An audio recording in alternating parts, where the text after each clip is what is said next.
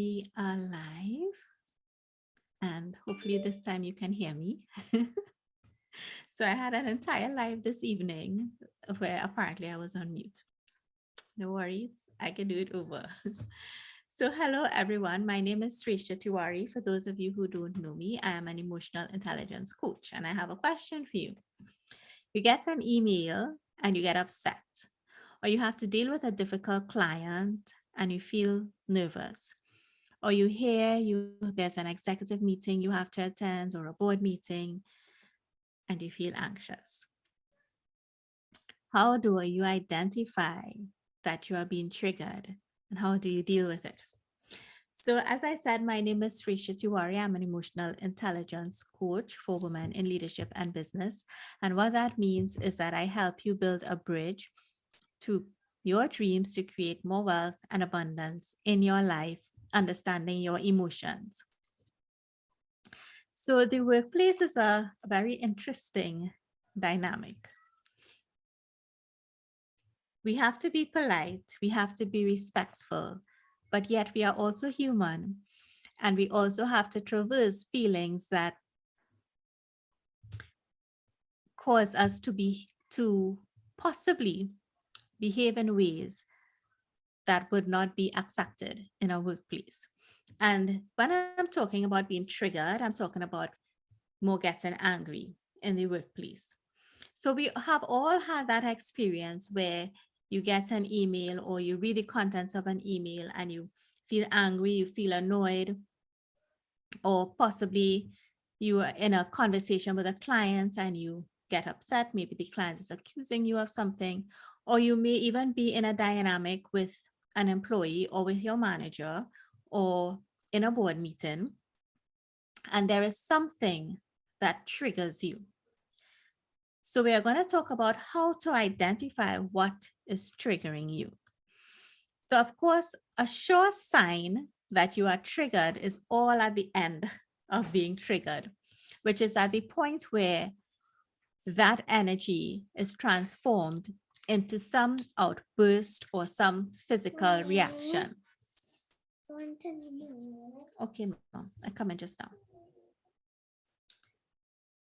So once you find yourself shouting at someone or saying something that once you are thinking logically, you really would not say, you definitely have been triggered and it has gone all the way to the end to some sort of output, possibly in a packaging that you do not like and may not be synonymous with you and your branding.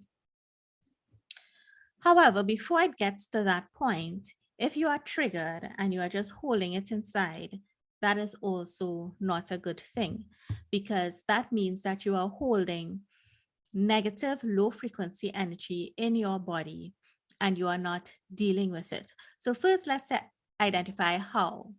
How can you tell if you're being triggered? If on a scale of 1 to 10, you get something and you feel annoyed, you feel your heart rate racing, you feel a pain appear somewhere in your neck, in your shoulders, in your tummy, you have flutters. In other words, your nervous system is being elevated in some way, attacked in some way. On a scale of 1 to 10, you can ask yourself, how good do I feel? And once that is above 5, you are being triggered in some way. How good do I feel? 10 being bad or very angry, and 1 being okay. Once that is above 5, then that is an indication that your body is not in the most relaxed state. And why is this important in the workplace? The more relaxed you are, the more you are thinking logically.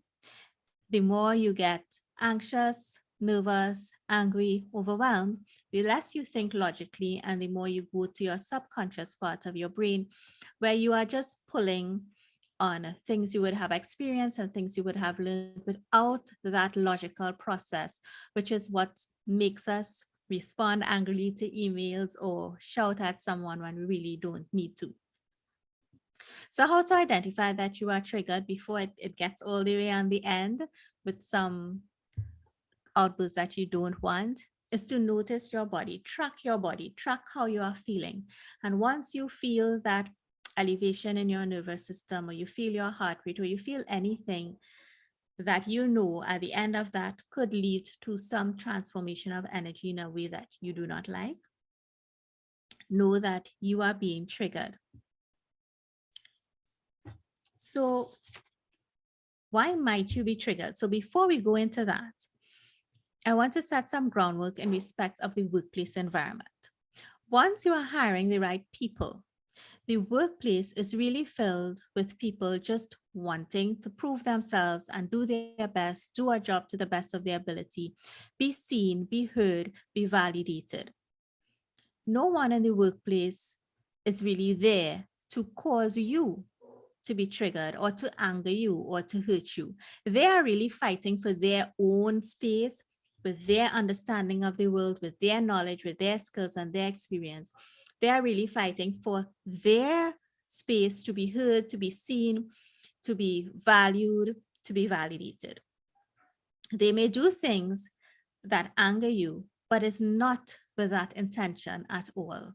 The intention is never to cause anything to you. The intention is always for that person to be seen, to be heard, to perform well, to be measured well. And what happens is we confuse their intention with how we receive what someone is doing. So how we receive what they're doing, of course, has to do with your self-worth, your self-esteem, and how you believe you are seen in an organization, and what you also believe impacts your performance and your ability to feel validated in that space. So what someone else does that may trigger you really has nothing to do with them and more to do with you. So just know that in a workplace environment, no one is out to get anyone. It is really about understanding that that person has their own issues, their own things that they are trying to bring to the fore, probably not in a way that is best for you, but not in a way that is intentional to hurt you. So once you recognize what triggers you, the important thing is to footnote it. So if you know when you get an email from this person, you get upset. When you read emails on certain topics, you get upset.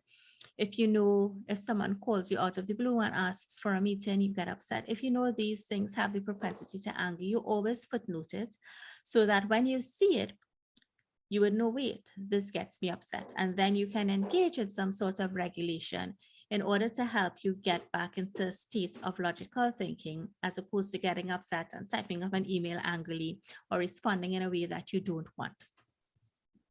So how you see yourself is also important in respect of being triggered.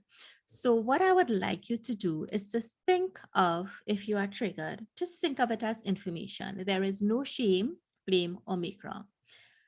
It's just you understanding when this happens, I feel this way, and then this happens in my body. How can I stop this from happening in my body? Because the fact is that whether you get angry, overwhelmed, annoyed, there is still an outcome. There is still something to do that you're probably going to do anyway, even though you're angry, overwhelmed, annoyed. So that feeling, that negative feeling that happens is actually simply just delaying you progressing on with what you have to do. Nothing is wrong with that, but in the state of physical health in your body, keeping these feelings and holding these feelings has the propensity to hurt your body. And that is how, when you continue to hold negative things in your body, of course, it has a propensity to manifest into dis-ease in your body, which can then become disease. So understanding what triggers you and understanding what to do when it happens, which is really self-regulation. Most people do breathing. There are many different techniques, EFT, TAT, NLP. There are many different things. So I know most people do the breathing. So when it happens, when you see the email, when you hear about the meeting you have to be in that you don't want to be in, or just before you go into the meeting, or even when you are in conversation and something happens, the first thing to do is to really regulate whatever tool works for you I know most people do the breathing while whatever is going on. Yes, mama. Sit and just start to breathe, or whatever it is, the tapping that would help you to regulate. If it is in a conversation with somebody and you really know that you're triggered and you may say something that is not fair to the person or does not represent who you are and the image that you want, always feel free to say, let's step away, let's come back.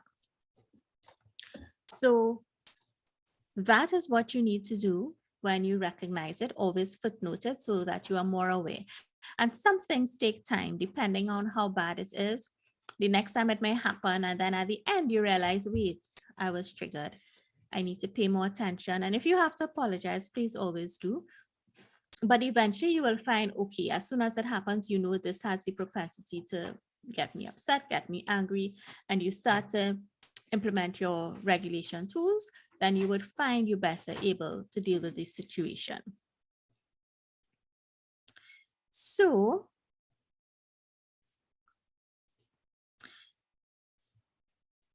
I also want to point out that there are other factors in terms of being triggered. So there's this situation. There are things that happened a long time ago that we saw at the back of your brain that you actually access in moments when you're triggered. And this is what leads to the amygdala response at flight or fright mode. But there are also decisions you would have made under that day that may impact you. For example, if you didn't eat, she don't want to go by class. Okay, mama. Okay. For example, if you didn't eat, you may have a bigger propensity to be triggered. You may be more easily angered or irritable. For some persons, it could be if you didn't have your coffee, if you didn't drink enough water, or maybe if you didn't exercise. So it is also important to note in those moments that you are triggered, not only the moment that is triggering you, but what happened during that day. Because if it is that you note what happened during that day and you can fix that, then that will also help you in dealing and reducing how you are being triggered. So for example, if if you don't eat, you're more irritable, then you have to make sure you make time to eat on time and eat something that is full and satiated so your body is able to be relaxed and process. If for example, every time you have a difficult morning with maybe your kids, you come to work irritable, which is completely normal. I go through that nearly every day. Once you have a difficult morning, know that before you start work, okay, I had a really hard day with my kids this morning. They were crying. I struggled to get them to school on time.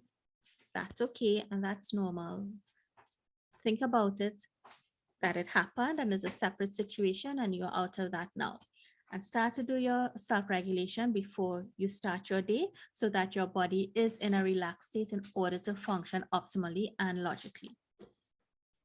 Even things like having disagreements with your partner or family members, all of those things, track how it affects you during your work. And you know that if it does affect you, make sure you regulate before you start your work. So I will go over to the chat to see if there's anybody at this hour, just to check and make sure. Yes, so I'm not seeing any questions in the chat, but if you look on the replay and you have any questions, feel free to let me know. But this is how an easy way to go through and identify and deal with what is triggering you, especially in the workplace. So I do invite you, if you haven't already, to take my emotional health quiz. It is available on my website, www.purposefullypassionate.com. I named it How Yummy is the Energy in Your Body, because I'm always sharing my yummy energy. But it will basically tell you how much in your body you are storing negative emotions. And it is important to be aware of this because this is what leads, as I said in the beginning, to dis-ease in the body. So with that, I think I will end there. Thank you so much for watching. Let me know what resonates. Let me know if you watch on the replay and if you have any questions.